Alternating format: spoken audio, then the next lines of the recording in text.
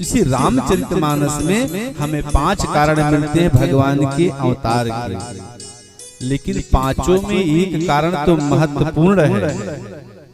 वह कौन है कि नारद जी जो भगवान को सदैव मानते हैं, उनका जप करते हैं, उनका भजन करते हैं, उनका कीर्तन करते हैं, उनको अपना इष्ट और आराध्य मानते हैं, ऐसे भगवान को नारद जी ने क्यों श्राप दे दिया? क्योंकि नारद जी पार्वती जी के गुरु, बाल्याकाल में उन्होंने ही जाकर बताया था कि आप शिव की तपस्या करें तो भाई गुरु जी से कोई कांड हो जाए तो लोग जानने का प्रयास करते हैं। तो पार्वती जी ने पूछा कि प्रभु ऐसा क्या अपराध किया प्रभु ने जिसके कारण नारद जी ने श्राप दे दिया? कारण कवन श्राप मुनि दीन्हा, काय अपराध रमापति की। अरे कौन सा अपराध रमापति परमपिता परमेश्वर जगदीश्वर से हो गया जो उन्हीं के भक्त ने उनको श्राप दे डाला? इसको हमको पूर्ण रूप से बताएं, क्योंकि नारद जी का जो हमसे लगाव है इसमें हमको यह जानना है कि क्यों नारद जी ने श्राप दे दिया। कि यह प्रसंग मोहि अरे कहूँ पुरारी, अमुनि मन मोह आचरज भारी। यह प्रसंग मुझे तो आश्चर्य लगता है, अचरज लगता है कि नारद जी ने उस परमेश्वर को श्राप दे दिया जिनका भजन कीर्तन निरंतर करते थे। तो भगवान शिव जी ने मुस्कुराया कि आपने सही कहा कि नारद जी ने क्यों श्राप दे दिया, इसको जानना बहुत जरूरी है। एक बात, नारद जी घूमते हुए कहाँ गए? हिमालय पर्वत पर, जहाँ से गंगा जी का अवतरण हुआ है, वहाँ झरनों का कलकल और बढ़िया सुगंध मंद हवा चल रही थी। ऐसे मौसम को देखकर उनका मन हुआ यहाँ एकांत है, शांत है, तो भगवान हरि का भजन करना चाहिए, हमको योग साधना करनी चाहिए, और एकांत में बैठ गए। तो जब भगवान के प्रति उनकी श्रद्धा हुई, भगवान में उनका मन लग गया, तो उनका श्राप भी हट गया। महाराज दक्ष ने एक बार श्राप दे दिया था कि 2 घड़ी से ज्यादा आप कहीं टिक नहीं सकते, लेकिन आज प्रभु के मार्ग में जब बैठे नारद जी तो उनका श्राप भी मिथ्या हो गया, क्योंकि भगवान के कार्य में बैठ गए हैं। और जब उनकी समाधि लग गई, इस बात का पता चला किसको? देवराज इंद्र को। तो इंद्र को हमेशा ही दुख रहता है, स्वर्गौ मिटत न सावत, कि कहीं कोई तपस्या करके हमारी राजगद्दी न ले ले। निरंतर दूत टहलते रहते हैं त्रिलोक में, इसका पता करते रहो। और किसी ने आकर देखा कि नारद जी कंदरा में तपस्या कर रहे हैं, छिप कर रहे हैं, भाई इसका कारण क्या होगा? वह संशय जाकर देवराज इंद्र से कह देता है। इंद्र को लगा कि नारद जी को तपस्या करने की क्या जरूरत है, हो सकता है साधु बाबा बनकर उब गए हों, अब राजगद्दी चाहिए, तो अब ये सब टंट घंट बना लिए हैं, तो कोई बात नहीं। कामदेव को बुलाया और कहा कि जाकर नारद जी की समाधि को भंग कर दो, यह तपस्या सफल नहीं होनी चाहिए। अच्छा, ये नारद जी की बात नहीं है, अभी आप किसी से कह दीजिए भैया रचन नौटंकी करवाना है, दूजने आगे आइए, बहुत बढ़िया, इससे बढ़िया काम सृष्टि में दूसर ना, नौटंकी आप करिए। अरे यार बड़ी बढ़िया नौटंकी करना है, देखे नामों रटे रहेंगे, बता देंगे उसका करना।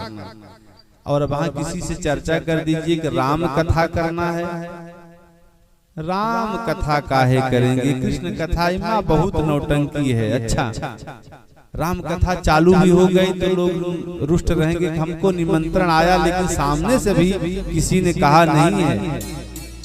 इतना लगाव है, इतना अपने आप में अभिमान है कि हम भगवान के प्रति हमारी भक्ति क्या है, अपने प्रति विचार करते हैं। जिसके यहाँ हो रहा है उसने हमको बुलाया है कि नहीं बुलाया है, कभी मिला था कि नहीं मिला था, हमारे यहाँ आया था कि नहीं आया था। लेकिन नौटंकी के लिए सब नहीं है, कब चले जाएंगे भगवान ही जाने। एक परिवार की बात है, एक 55 से 60 साल उम्र के बाबा जी जब नौटंकी के नगाड़ा बजा तो अपना लालटेन लेके चल दिए।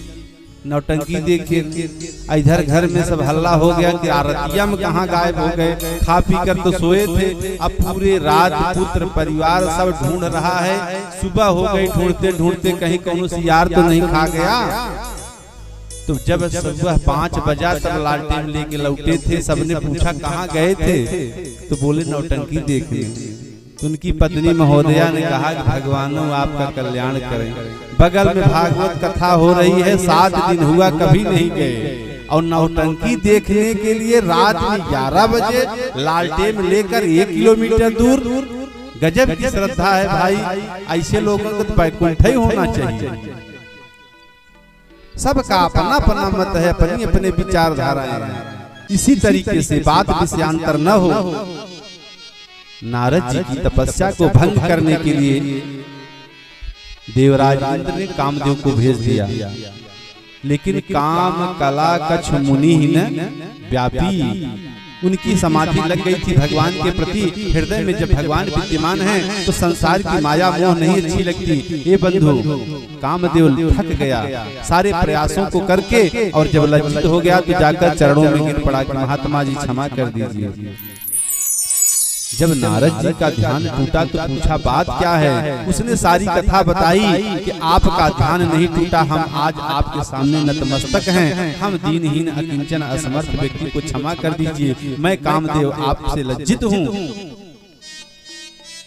तब नारद जी ने कहा कि कामदेव जाकर इंद्र से कह देना मुझे स्वर्ग का लोभ नहीं है। तो आज नारद जी ने काम को जीत लिया, और जब चरणों में गिर पड़ा तो क्रोध भी नहीं आया, क्रोध को जीत लिया। और लेकिन जब नारद जी ने यह कहा कि हमको स्वर्ग का लोभ नहीं, तो लोभ को जीत लिया। तो काम क्रोध लोभ तीनों को जीत लिया नारद जी ने। लज्जित होकर कामदेव जब चला गया तो एक कमरे में एकांत में बैठकर नारद जी विचार करने लगे कि मैंने तो काम को जीता, मैंने तो क्रोध को जीता, मैंने लोभ को जीता, यानी मैंने वह किया जो कोई ने किया। अब उन्होंने अपने अंदर मैं को बुला दिया। अब मैं माने अहंकार। जब अहंकार आ जाता है तो संस्कृत मूल सूल प्रदनाना सकल शोकदायक अभिमान।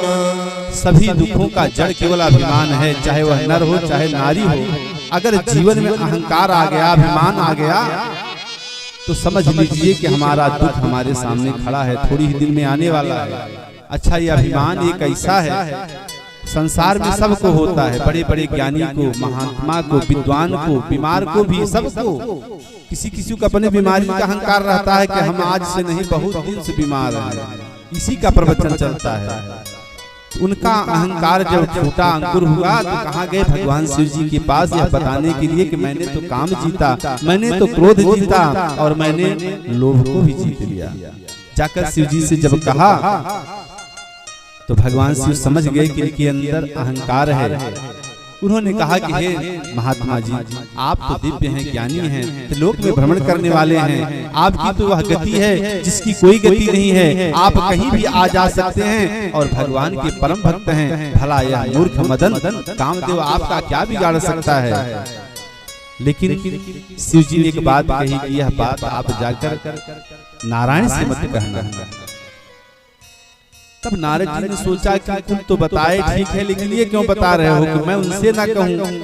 अब उनके अंदर भाव आया कि एक बार कामदेव को शिव जी ने भी जीत लिया था। अब ये चाहते हैं कि मेरी यश कीर्ति न फैले, इसलिए हमको मना कर रहे हैं। लेकिन यह बात मैं अवश्य जाकर भगवान नारायण से कहूंगा। तो बंधुओं, यही बात है, अपने अहंकार को छिपाना बड़ा मुश्किल काम है। अब नारद जी को जब अभिमान हो गया तो कहाँ गए कि नारद कहूं सहित अभिमाना कि कृपा तुम्हारी सकल भग। कहने का मतलब यह है कि जब भगवान नारायण के पास गए और वहां सारी कथा उनसे भी बता दिया तो भगवान ने उनकी प्रशंसा की। तो प्रशंसा होने पर अभिमान और प्रसन्न होता है।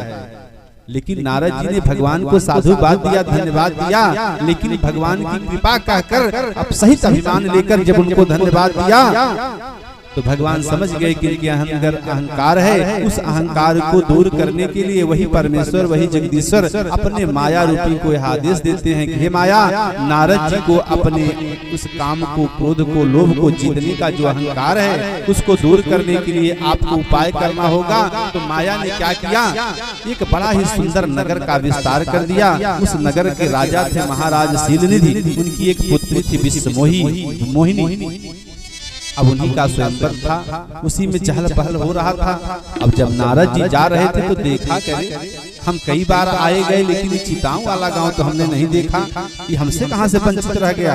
अब उस नगर में घुस गए और जब जाकर देखा एक से एक सुंदर नर नारी, देखकर उनको मोह होने लगा। करी इतना सुंदर नगर, इतने सुंदर यहाँ के लोग। जाकर पूछा यहाँ चहल पहल क्यों है, इतना श्रृंगार क्यों है। एक ने बताया कि हमारे यहाँ के महाराज शीलनिधि, उनकी एक पुत्री है विश्वमोहिनी जिसका स्वयंवर है। अच्छा, तो मैं जाता हूँ राजा से मिलने के लिए। अब जब नारद जी गए मिलने के लिए तो महाराज शीलनिधि ने उनका बड़ा स्वागत किया, आसन दिया, बैठाकर उनकी पूजा की और नारद जी को प्रणाम किया और कहा कि महात्मा जी, मेरी एक पुत्री है विश्वमोहिनी, उसका विवाह करना चाहता हूँ और एक बार आप उसकी हस्तरेखा को देख लीजिए। पुत्री को बुलाया, उनके रूप और ऐश्वर्य को देखकर एकदम मुग्ध हो गए नारद जी। अरे इतना सुंदर स्वरूप मैंने जीवन में कभी देखा नहीं। और जब हस्तरेखा को देखा तो हस्तरेखा भी अद्वितीय थी। हस्तरेखा कैसी थी, पढ़े जिसको कुमारी यह कभी वह मर नहीं सकता, त्रैलोक में कोई उसे पराजित कर नहीं सकता, चराचर का वह स्वामी हो जिसे यह माला पिन्हाएगी। अच्छा, आप देखिए जो अहंकार है वह इतना प्रबल है कि इतने पर भी इनको यह ज्ञान नहीं हो रहा है। यह जगत जननी जगदम्बा स्वरूपा वही है, भगवान शिव की आधारभूता है अथवा भगवान विष्णु की आधारभूता है। वही एक शक्ति है जो संसार के माया से इस संसार को चला रही है। लेकिन इसके बाद भी उनको अनुभव नहीं होता, उन माता लक्ष्मी के स्वरूप को नहीं पहचान पाए। अब इनके अंदर लोभ आ गया, कहीं इनसे अगर मेरा विवाह हो जाए तो ये नारायण नारायण जपना बंद हो जाता, हमारो पूजा होने लगती। अब उस लोभ को लेकर अहंकार तो था ही, अब लोभ हो गया। अब चले भगवान के पास। क्यों? क्योंकि उस स्वयंवर में एक ही शर्त था कि जिसको वरमाला पिन्हा देगी उसी के साथ विवाह हो जाएगा। अब विश्वमोहिनी किसको पसंद करेंगी? जो सुंदर होगा। तो सुंदर संसार में कौन है? वही परमेश्वर है, बाकी और कोई सुंदर नहीं। तो उन्होंने सोचा कि मैं जाता हूँ परमेश्वर के पास, उन्हीं के स्वरूप को मांग लेता हूँ, क्योंकि इस वेशभूषा पर हमारे विश्वमोहिनी मोहित नहीं हो पाएंगे। और जाकर भगवान से निवेदन करते हैं कि प्रभु आप हम पर अनुग्रह करिए। अरे जाने में बहुत टाइम लगेगा, कम से कम एक दिन आप ही आ जाते। लगे भगवान को पुकारने तो भगवान जी प्रकट हो जाते हैं कि नारद जी क्या बात है कि आनी दिखाई नारद ही भूपति कि राजकुमारी कहूँ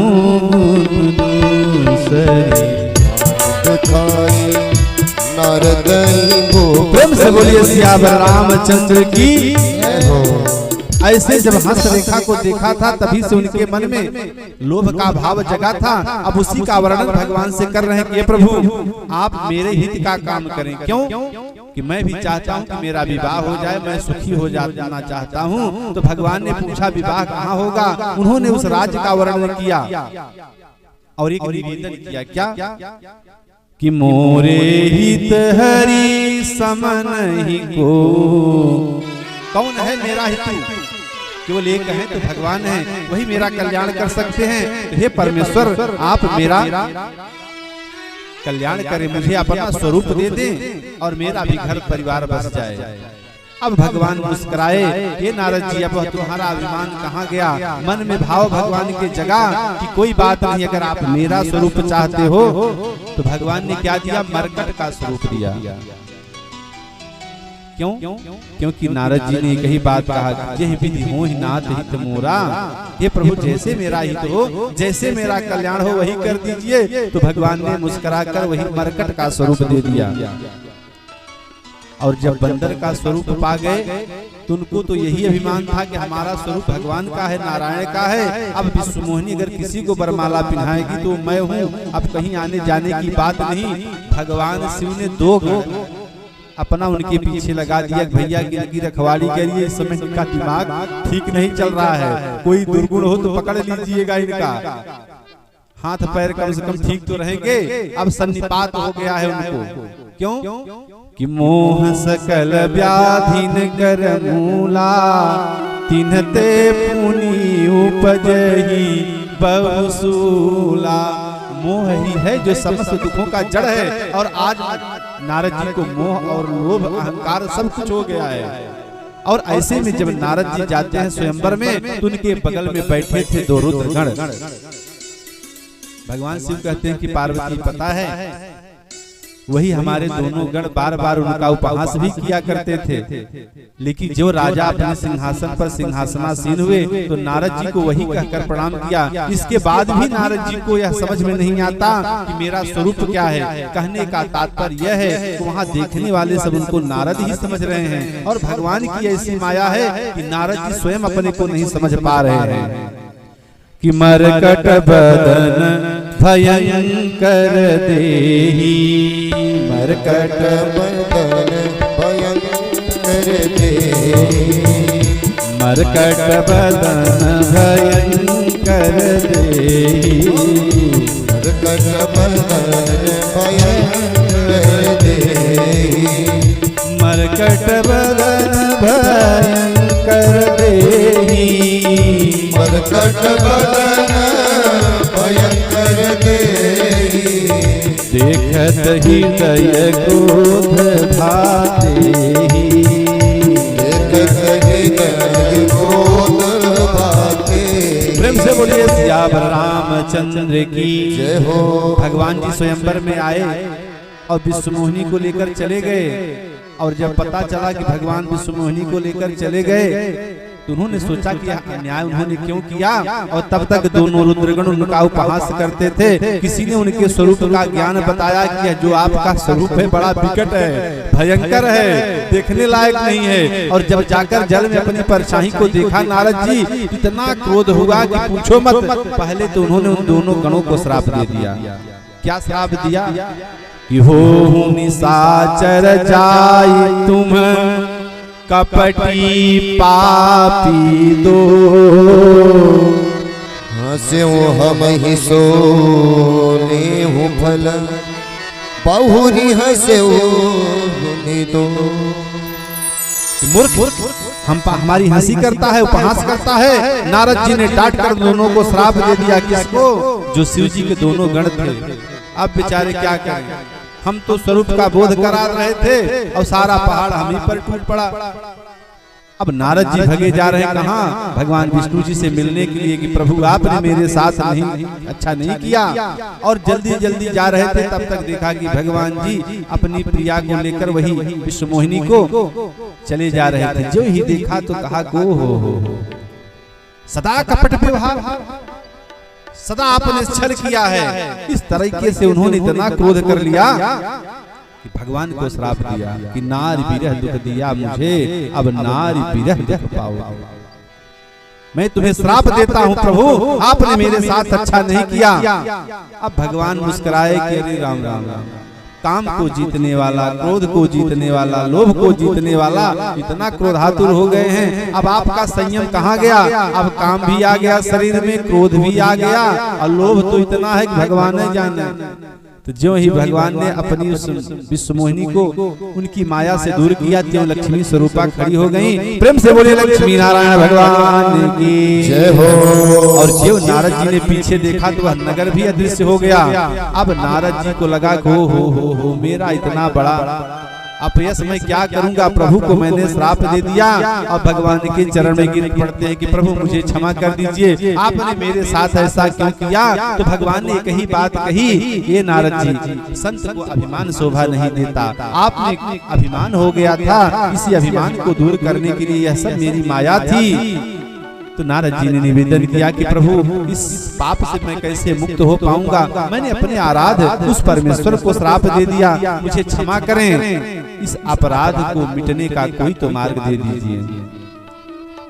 तो भगवान विष्णु जी कहते हैं कि जाय जपहु शंकर सतनामा, होई हृदय तुरत विश्रामा।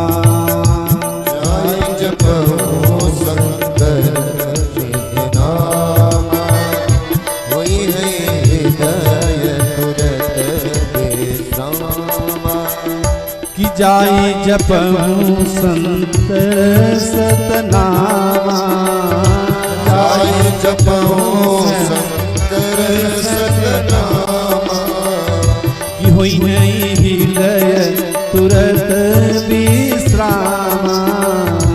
होई हृदय तुरत विश्रामा। जाय जपहु शंकर सतनामा,